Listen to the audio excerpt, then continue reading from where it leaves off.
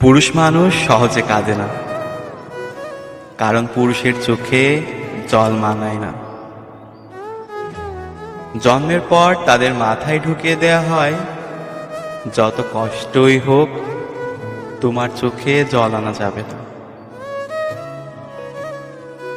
নারীরা হুটহাট কেঁদে উঠতে পারে, নারীরা রাগে কাঁদে, অভিমানে কাঁদে, কষ্টতেও কাঁদে, কিন্তু পুরুষ কখনো অভিমান কিংবা রাগে কাঁদে না।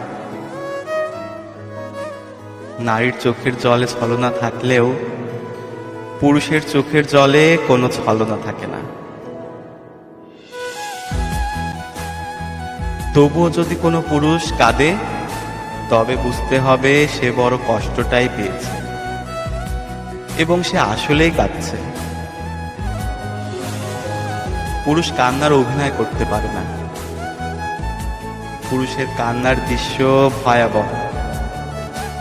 পুরুষের কান্নার কারণ তীব্রতর হয়। তবুও পুরুষেরা কাঁদে। পুরুষ কাঁদে চার দেওয়ালের আড়ালে। পুরুষ কাঁদে বারবার ইন্টারভিউ বোর্ডে ব্যর্থ হয়ে, সার্টিফিকেটের দিকে তাকিয়ে।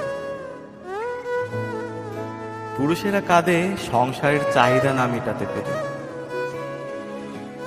পুরুষেরা কাঁদে বাবা মায়ের চাহিদা পূরণ করতে না পেরে। পুরুষেরা কাঁদে প্রেমিকা হারাতে।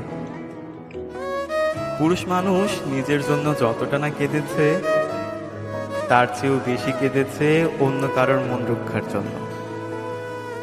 পরিবারের বাবা মা, ছেলে মেয়ে কিংবা প্রেমিকার আবদার পূরণ করার জন্য পুরুষের চোখের জল মাটিতে ফেলতে হয়, যা অনেক প্রেমিকাই জানে না। ইতিহাস বলে যে নারী ইচ্ছাকৃতভাবে পুরুষের চোখের জলের কারণ হয়েছে, সেই নারী জীবনে খুব একটা সুখী হতে পারেনি। এটা নয় কোনো পুরুষের অভিশাপ, এটা পুরুষের চোখের জলের কারণ এবং তার দীর্ঘশ্বাস। নারীরা বেঁচে থাকে বাবা কিংবা স্বামীর উপর ভরসা করে, আর সেই নারীর জন্যই যদি কোনো পুরুষকে কাঁদতে হয়, তাহলে সেটা সেই নারীর জন্য অমঙ্গল। পুরুষের চোখের জল বিফল চায় না, প্রকৃতি তার প্রতিদান দেয়। তবুও পুরুষেরা বীর।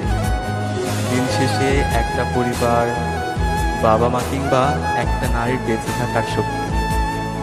পুরুষকে কাঁদিয়ে যে নারী জীবনে বড় হতে চেয়েছে, তার সারা জীবন ভাঙতে ভাঙতে গেছে। কারণ একটা নারীর জীবনে স্রষ্টার পরেই একজন পুরুষের স্থান। স্রষ্টার পরেই একজন পুরুষের স্থান।